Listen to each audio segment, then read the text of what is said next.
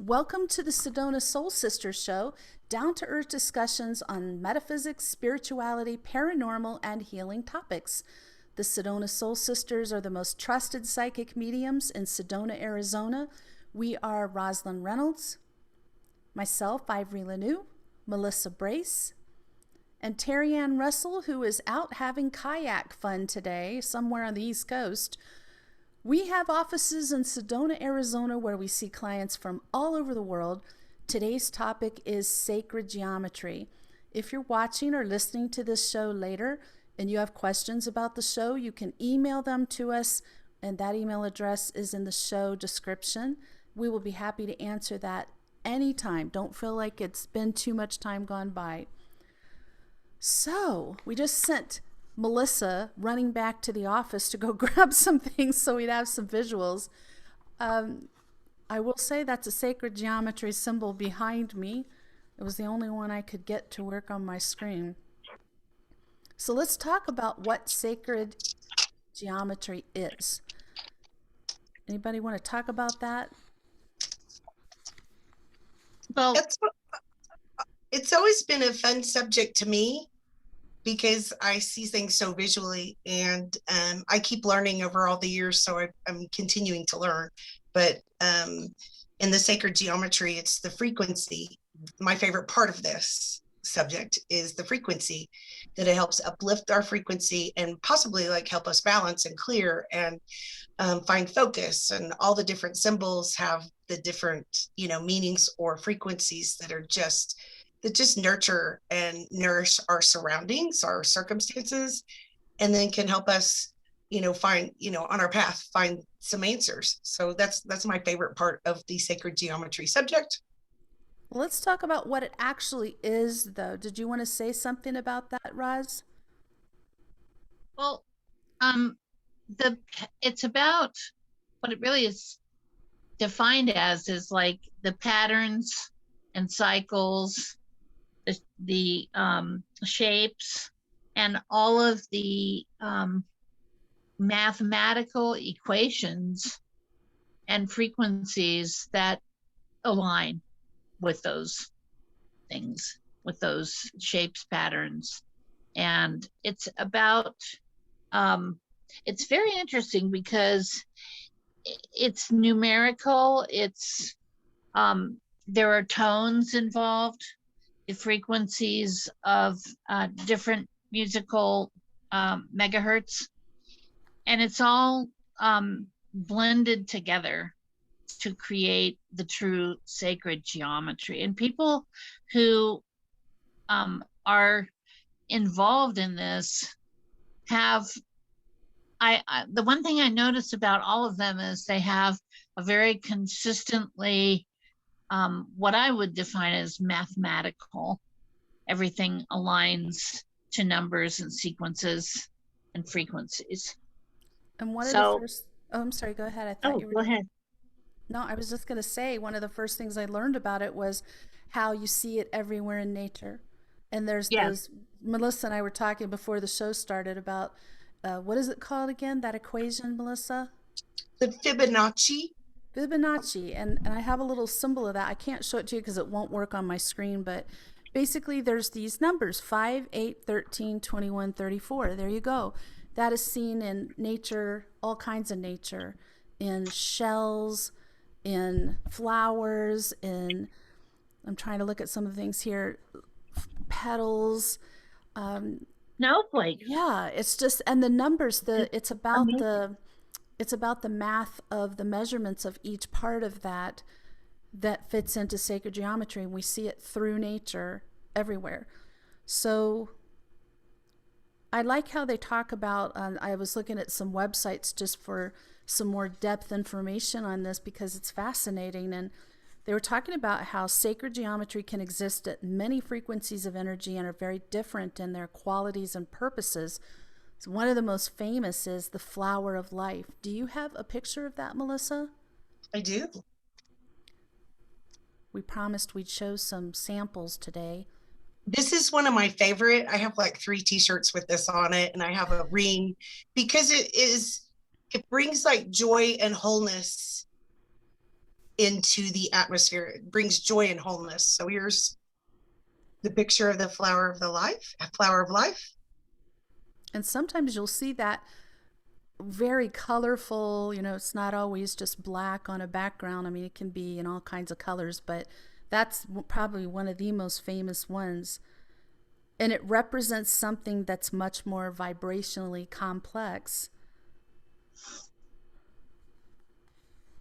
And I like how they talk about the drawings are more accurately seen as symbols or pointers toward a much more complex pattern or structure of energy.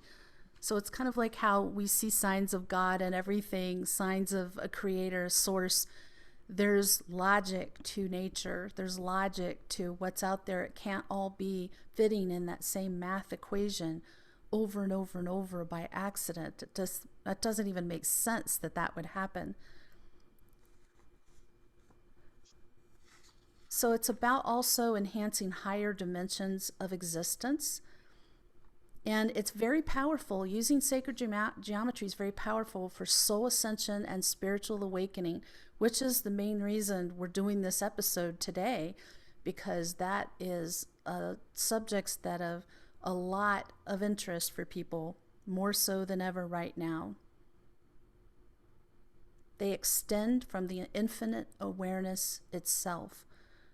So it's actually soul sacred geometry, and it's been around for thousands of years. So you were talking, Melissa, about how it helps you. I thought it was interesting. You said your favorite thing was the sound, I think you said. Like, because I've always been thinking about, like, there has to be a way to use sacred geometry through music, through sound, and there is, there is a way to use that. So I thought it makes sense since it's a vibrational thing. But even just looking at sacred geometry is healing for you. What do you feel, Melissa, when you look at that flower of life? I really, since that one is one of my favorites, I really love that inflow of balance and wholeness. Sorry, there it she gives is. some clarity and literally some balance, so I can come into focus, and then it uplifts my thoughts, my perspectives, and holds it in that higher frequency so that I can function out of the higher frequency. So that's why I have the t-shirts and the symbols, and I have a couple of the symbols by my bedside.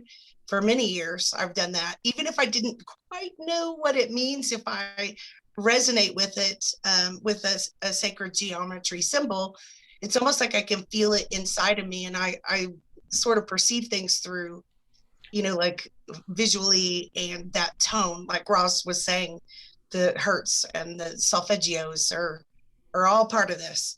And it literally almost feels like tuning. I've said this in some of my funny videos. It's literally some of these symbols feels like it will, if you just gaze at it for a moment, tunes us into more precise levels of wholeness, or the frequencies that it brings. So the flower of life, wholeness, a little bit of laughter and joy and clarity. That's how it affects me. And one of my other favorites is that infinity symbol. Oh yeah. And We're that very one familiar also, with that at our office. yeah, and I have that on my ring.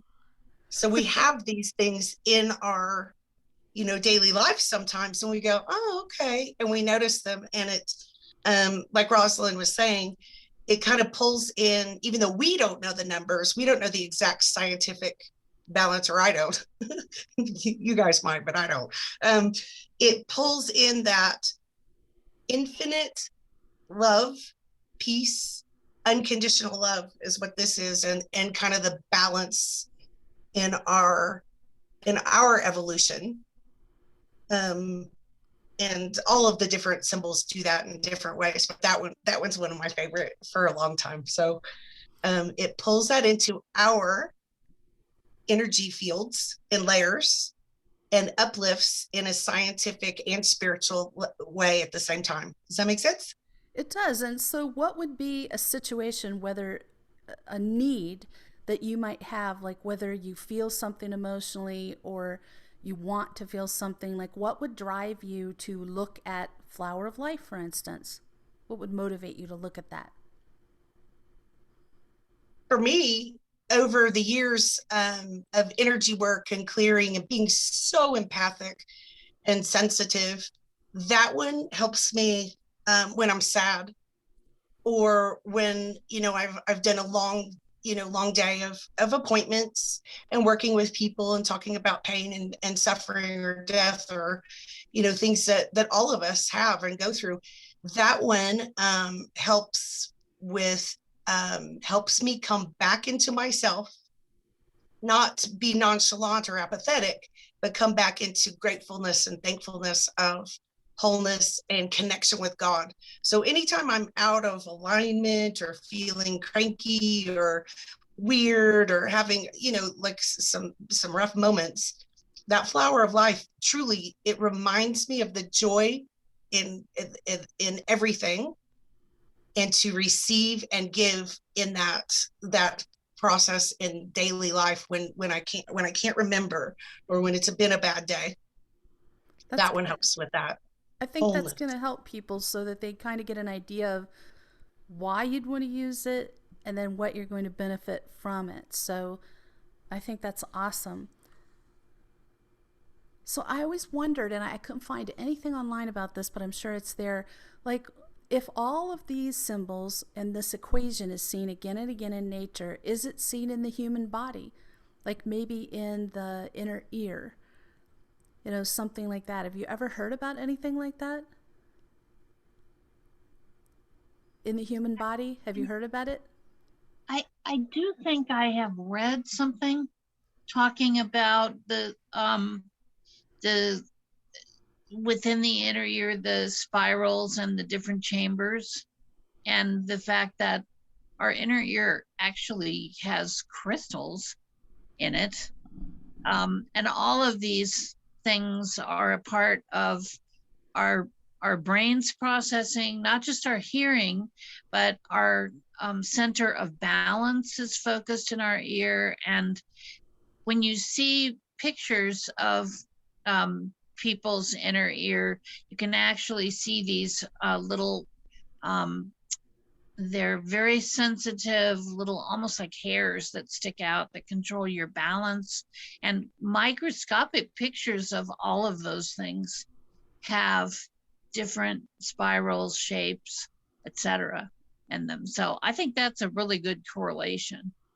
I figured it had to be. There's no way it could be all over nature and not part of humans when we're certainly part of that nature balance. So that was where my mind went to, was the ear, the first place. There could be other things in the body, and I'll have to look deeper into that, because once I get my curiosity set on something, I'm just not going to rest till I figure it out.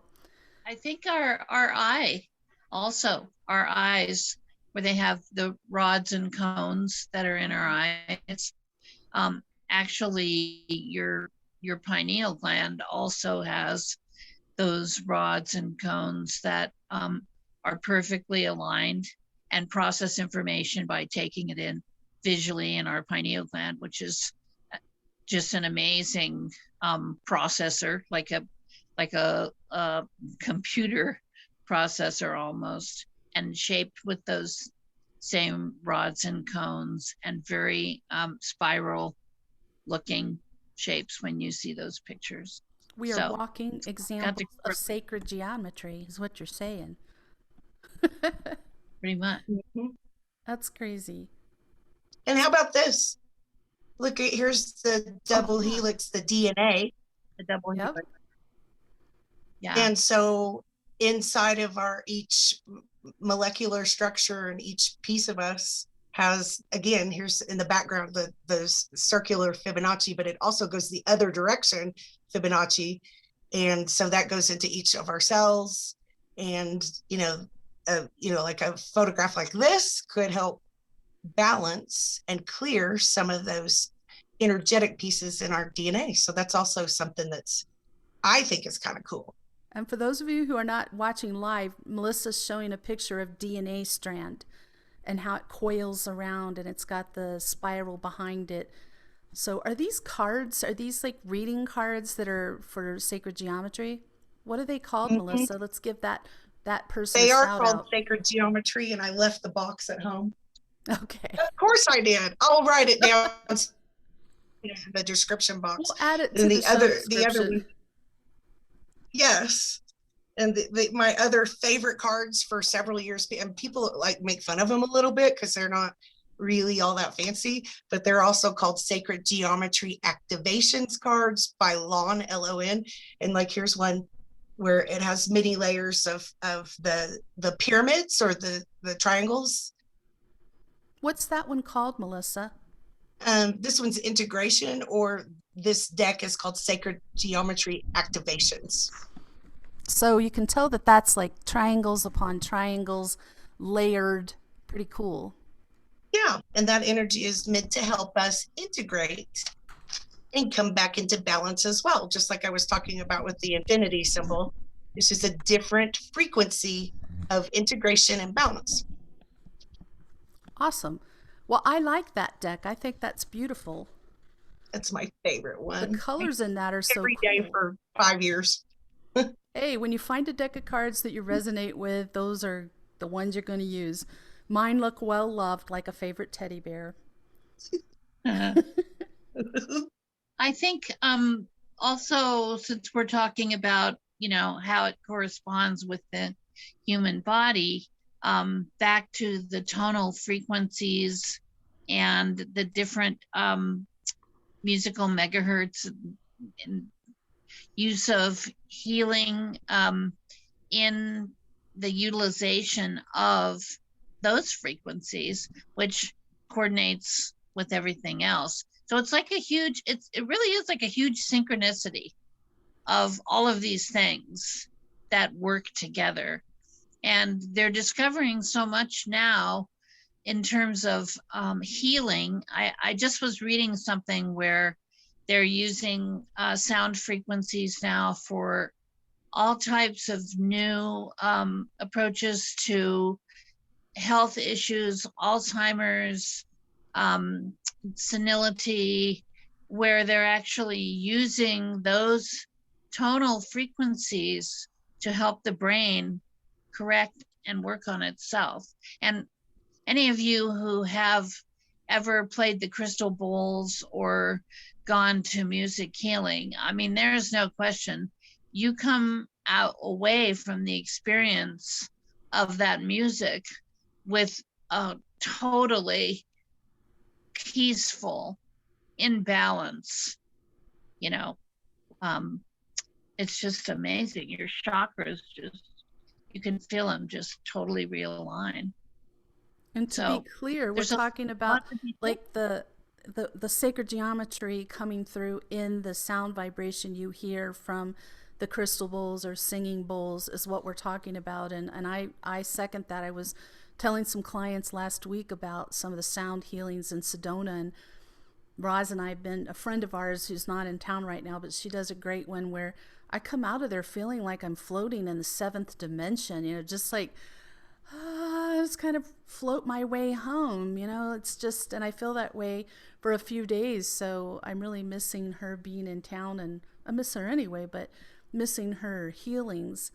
Those are fun. Now that mask mandates are dropping and people are getting taken care of for the pandemic, I think you're going to see a lot more of sound healings opening up again. But if you want to experience the benefits of sacred geometry, a sound healing is a great way to begin so that you feel it right away. You'll feel it while you're experiencing it. And that's where that science marries spirit in these times where we can't see it in sound or color. I love the color too. Like sometimes I have color glasses and color therapy things as well. And, you know, I can't see any sacred geometry in it, but in the molecular structure, it brings into us, like Ross was saying, in the megahertz. My favorite are the solfeggio tunes, and I sleep with those every night so that I can have that energetic frequency going into my sleep, the mind, body, spirit, soul, as I rest. And that helps me so immensely. Even though I can't see it, it's the sacred geometry and perfect, like matrix frequency numbers going into my rest and my consciousness, and kind of helping me stay in a healing wholeness space. So I recommend the solfeggio megahertz to many people often. We've experimented with those somewhat at the office too, and it's interesting. Like, I know has one she loves that makes me feel like I'm vibrating uncomfortably, not like when I listen to rap music and I feel like my body's going to explode at a molecular level, but more uncomfortable, just not the right one for me. And then there's one I love that Roz is like, nope. So you have to find the one that works for you, like where you are now, what you need, what feels good for you. Just because there's a popular vibrational music or sound for you to listen to just doesn't mean it's the right one for you. So you can listen to some free ones on YouTube to get an idea before you buy anything of which one really, because you'll feel it right away. I mean, I think you feel it in the heart chakra, you feel it in your head, you feel it all over when it's really helping you. And I wanted to talk about too, like you were talking about, like looking at these sacred geometries and how they make you feel. And I really think it's kind of like a doorway of energy when you're looking at that. So it allows you to sort of awaken to new ideas of seeing yourself, the world, the nature of reality, because reality is what you think it is, what you decide it is. It's as suddenly you received a new pair of glasses and life is in a new focus and perception. And I think that's why it's so important for your spiritual journey, for your awakening, your progression on your journey. Well, a lot of what we're talking about in helping us recover through healing, sleeping for people who have sleep issues, these are very powerful and soothing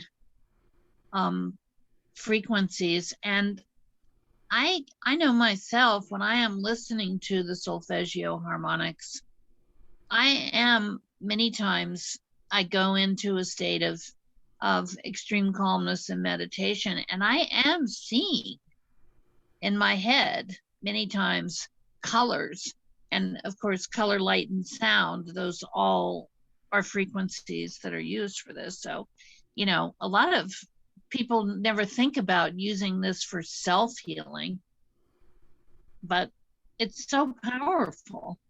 Well, especially and now, look how many people are telling us they're off balance. They're not feeling good. They haven't felt good since COVID hit, and all the unrest and discord and the financial issues.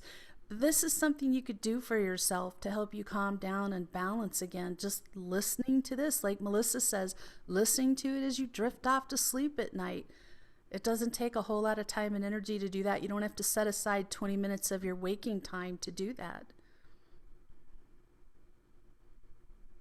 And you could even literally just try it out. This is how I have learned along the way which symbols, which aspects of this subject help me the most. So when I said I have some symbols by my bedside, I literally tape some pieces to my, tape some pictures to my lay lamp and things like that. And even if it doesn't make sense or it's a little bit airy fairy woo woo, it helps me. So I'm going to go for it. And again, like the solfeggio tunes and the Om, like all the years everyone says the Om. That's I think the lower Om is 7.83 hertz, and that's a very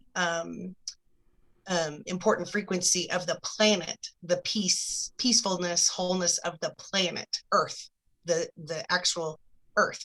So that one is always very nurturing and good for rest and peace and balance as well. Good point.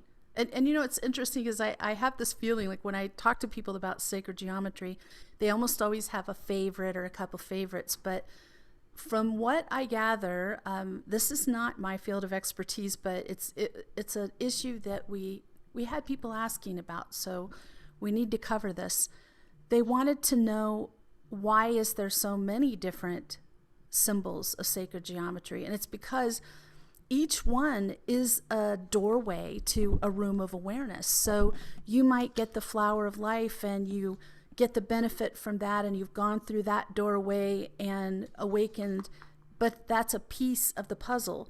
So it's sort of like each of these soul specific keys that you have with each one of these patterns can act as crystal DNA activations or soul DNA activation, either one. So it's good to try them all. Like Melissa says, find the one that you like the best. And to even play with them. And I know people that have put them underneath their bed, like a photograph or a picture, you know, under the bed, like they printed something off the computer. And I have quite a few here in my office of different symbols that we wouldn't know how to name, like maybe we haven't seen them before. Maybe it's in some like fractal art, and those help me as well. So I really love that. And here's one that's called the fruit of life, which is very similar to the flower of life. It just has a slightly different frequency.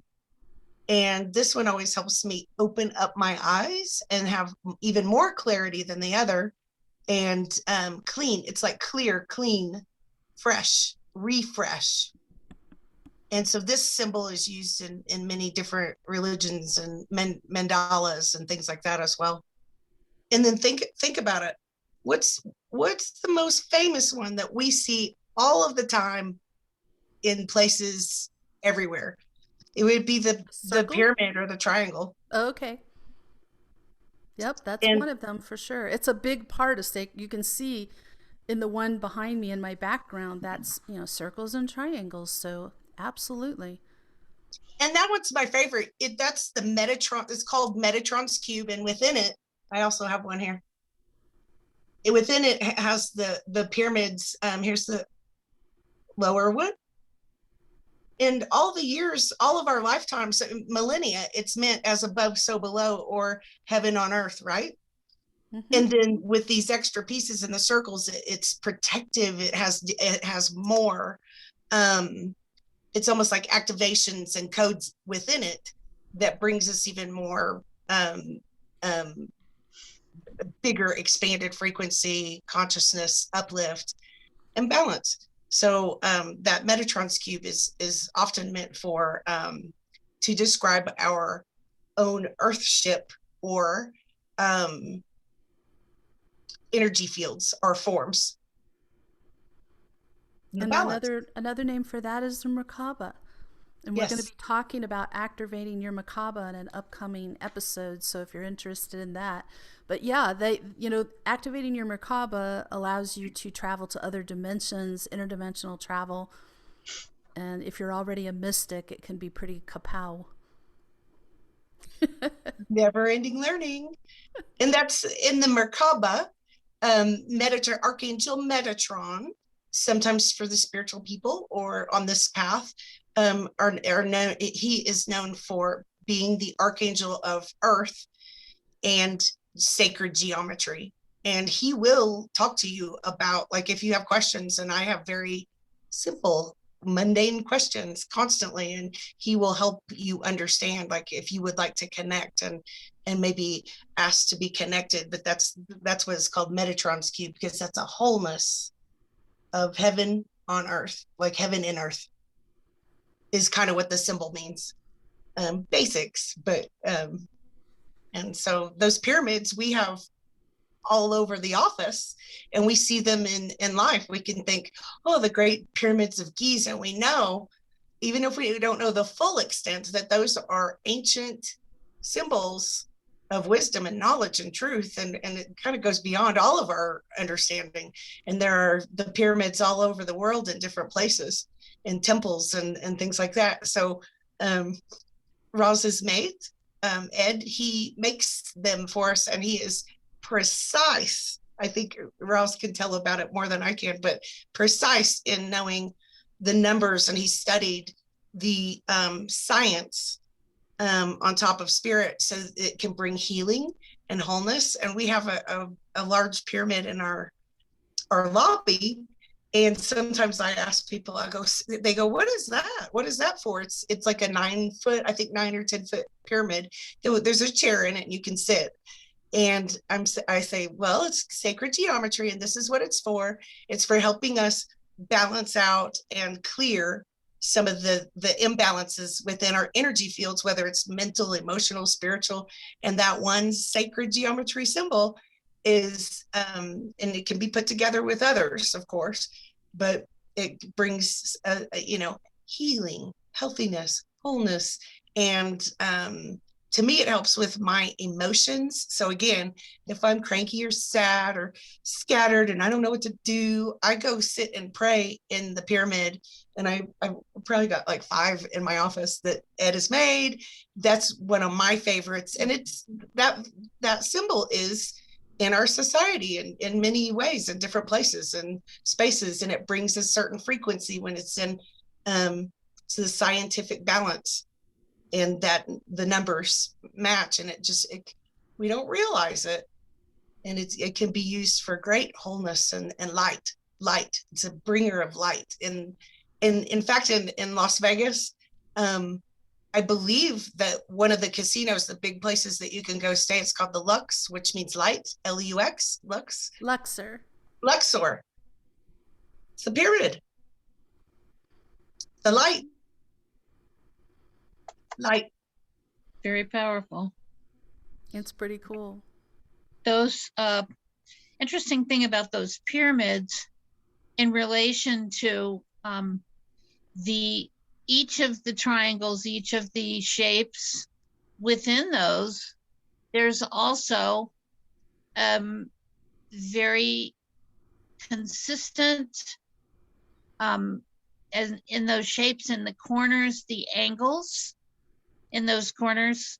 Like for those of you who ever took geometry in high school, I mean, I can remember us drawing those, and each one of those triangles had percentages of shape and I can't think of what I'm trying to say, but the format of the pyramid itself. And these pyramids that Melissa's talking about all over the world, they are amazing.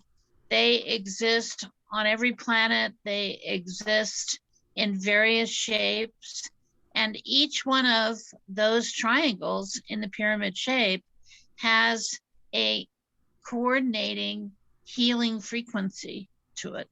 So, we're not the type of culture anymore that really focuses on that type of thing. But maybe if we did, we would not necessarily need to have the type of medicine and things that we have, because of the power of those frequencies in those angles and shapes. And actually, Ed is very interesting, because he has a very methodical, mathematical mind. And he actually, when he's sleeping, dreams and downloads all types of different shapes, geometric shapes, and then he creates them. He creates them either with orgone, he creates them with wood, and the pyramid. So, I mean, I think there are a large, percentage of people whose minds actually embrace these geometric patterns and shapes and feel the energy of that. And when we're moving through our journey, this whole thing, people love to talk about soul awakening and ascension. It's not like one moment happens and boom, you're ascended, you're done. It's this constant, continual elevation. So new doorways, new gateways that are open to you, that offer new worlds of energy and awareness.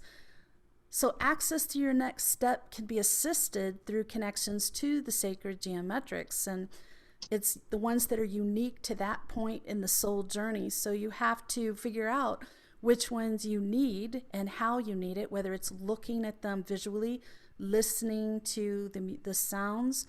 However it is you need to experience it is going to be different as you walk through each one of those doorways as your soul elevates a little higher. But it's this long, continual process with that. I wish it was a light bulb goes off and bong, you're ascended. That would be great. Wouldn't it be? That would make things so easy. I think it's sort of the spiritual equivalent to when somebody becomes an overnight success, and in reality, they've been working their butt off behind the scenes for years to get where they are. You know, there is no overnight success. That doesn't exist.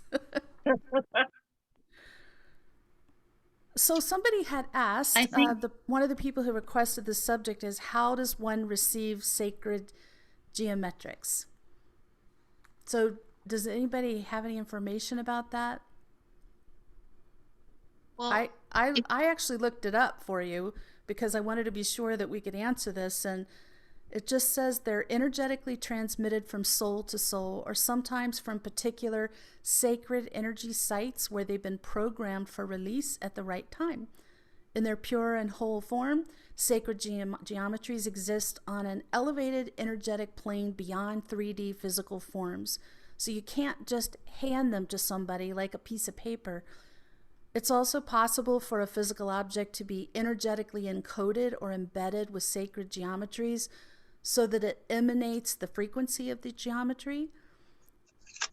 And for soul ascension or awakening to higher realms of awareness, the source of geometry must be capable of receiving and transmitting energy at the elevated frequency.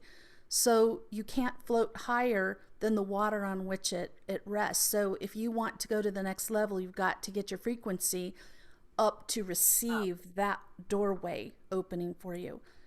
and that's crucial. You, as a vessel, must be clear enough to transmit the sacred geometry without alteration or distortion in order for the integrity of that geometry and the encoded information to be fully intact and relayed to the recipient that you're trying to give it to. So the purest water flowing into mud will become muddy. So the purest water flowing through a glass pipe will be as clear as its origin, and you strive to be clear before you start trying to share that with somebody else. And I think that I really thought about that and look at that in relation to becoming a spiritual teacher. You don't set out on your career as a professional in the spiritual world and go, boom, now I'm teaching. No, you need to raise your frequency higher, increase your knowledge, and you have to become that clear vessel before you're passing on clear information to others. The same is true for sacred geometries, and I think no matter how it's happening, it needs to be done from a clear vessel. So be careful where you're trying to get your sacred geometry from, I think would be a little word of warning. And you said that's really important, Roz. What's your thinking on that? I just feel like, it's our part of our purpose and our job, quote unquote, I guess, to constantly elevate our frequency, constantly work to bring ourselves to that increased frequency level so that we can receive all this information that is a part of our universe, a part of our larger inner and outer universe. So receiving this information requires us to do the work and to elevate. It fits in with ourselves. everything else we talk about, that when people say, I want to increase my intuitive gift, but I'm not getting anywhere with it. Well, one of the first things I'd say is, let's work on your frequency. You work on your frequency, you're going to start receiving a lot more information, a lot more occurrences. It's true for everything across the board. I just think the most important thing you can do is elevate your frequency. And we say that it sounds oh, just elevate your frequency. But as we all know, it requires a lifestyle. Really getting high, getting your gifts raised high, keeping them high is an ongoing process, right, ladies?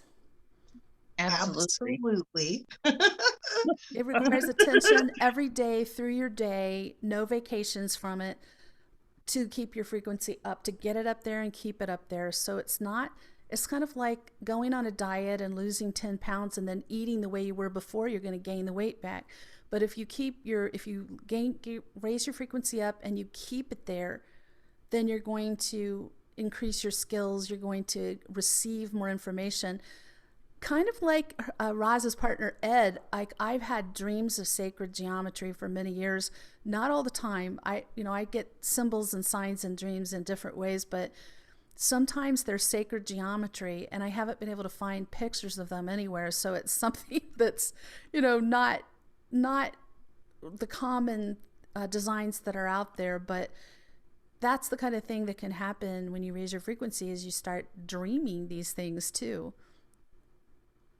Or you might find yourself sketching, drawing them. I know people who've had that happen, and they look down and they're like, what is this? And they show it to me. I'm like, well, that's sacred geometry, but I don't know what the design is. It doesn't look familiar, but you're using all the elements. We should talk about what the elements are. I know Melissa shared a few of them, and let's talk about, she shared the triangle, and that symbolizes balance and harmony.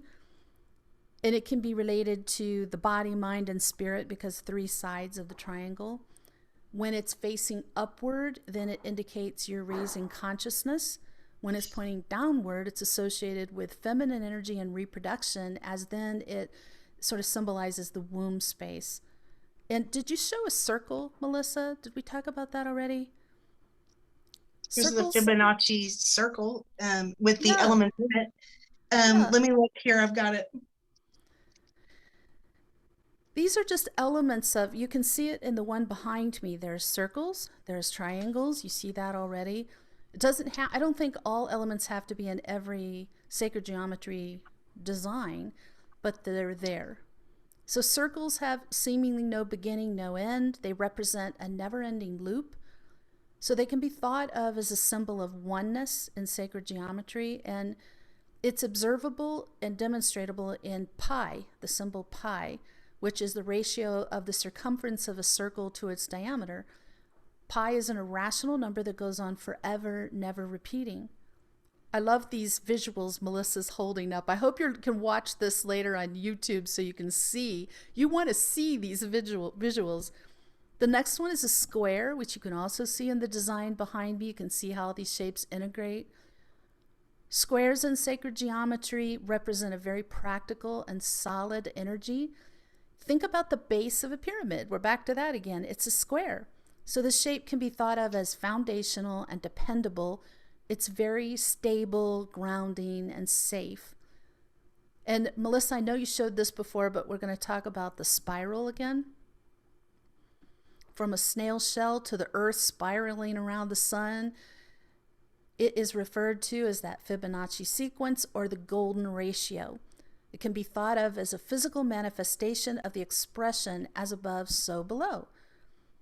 It describes a sequence that starts with 2 ones, and every number afterward is the sum of the 2 previous numbers. So these spirals relate to everything from the shape of our very DNA, as we talked about earlier, to how energy flows through the chakras.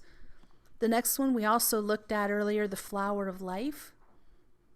And that, if you couldn't see it on the screen, is a group of 7 overlapping circles that unify in the form of a flower.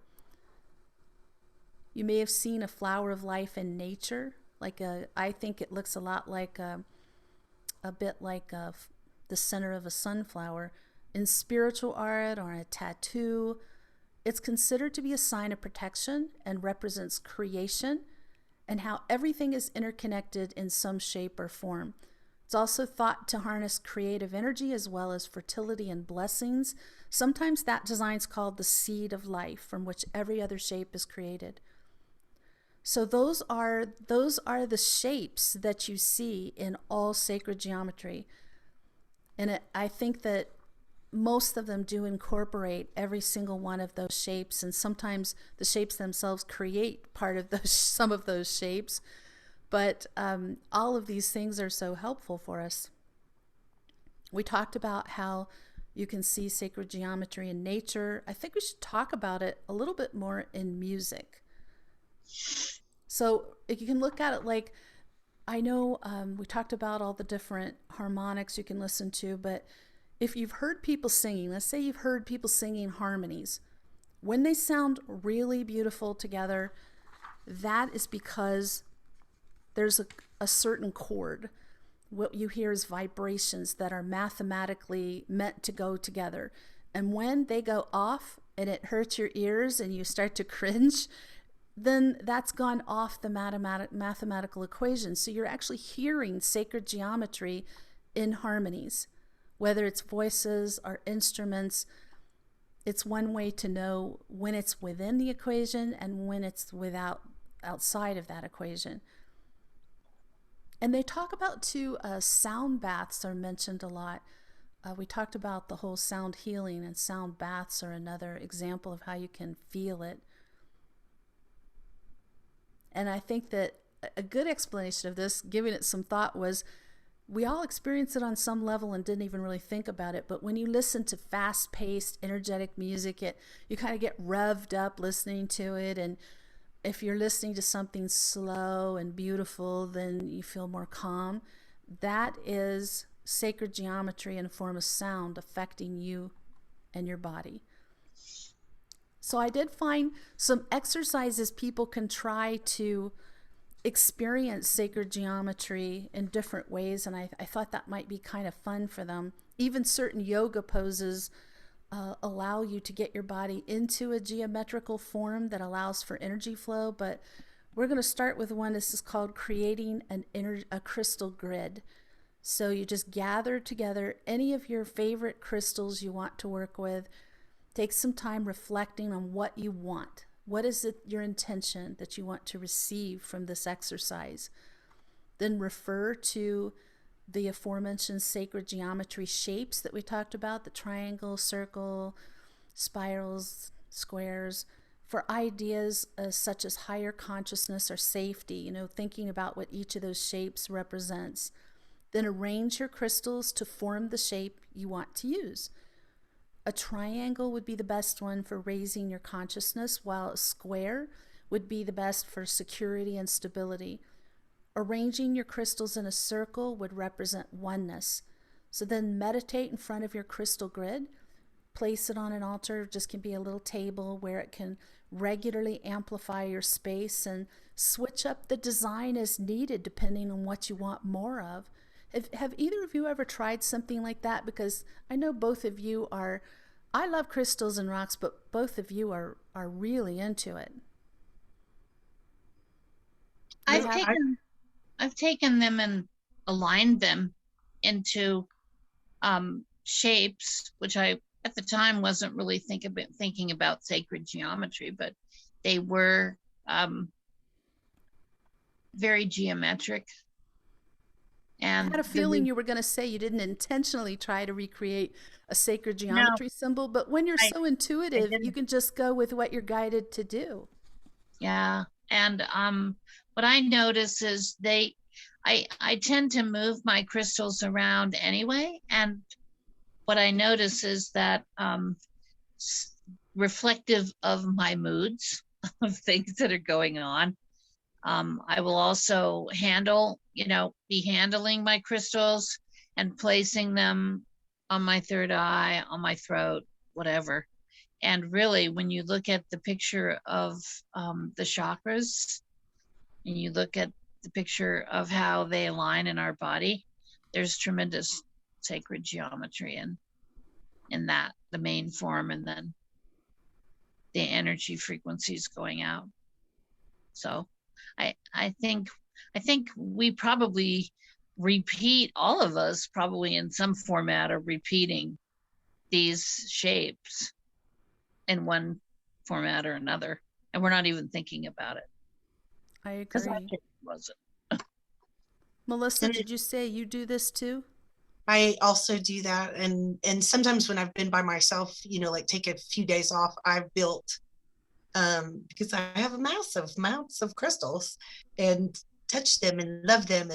And I've built it on the floor, like built actual, it wasn't on purpose, like a particular sacred geometry, but it was all in order. And it turned out to be sacred geometry grid with different kinds of crystals for different purposes. And I would pray for that energy frequency to go out to all the people, the world, the earth, whatever is, highest good. And so I love that. And I also put them on my body sometimes, or carry them in my purse or my pocket, or change them around on my desk accordingly to, sometimes I don't know why. I'm just adjusting them and changing them, and it shifts the frequencies as well. So yeah. I tend to do that in my garden where I have crystals. I rearrange them. My favorite is a spiral. I've always been a spiral person as long as I can remember. There actually is 2 more exercises, but we only have time for the second one. And so that is called the Siriantra gaze meditation. And I'm going to do this one because it's pretty short. So you're going to place a Siriantra, Sriyantra, at eye level in a place you can sit quietly, comfortably, and undisturbed. And you focus your eyes in the center of that. And just let your eyes slightly relax and allow the energy symbol to carry you and see what comes up for you. I'm going to put all 3 of these exercises in a blog post so that you can get them all. And they'll be on the Sedona Soul Sisters website blog, so that you can see all those. There you go. Thank you, Melissa. She is on it.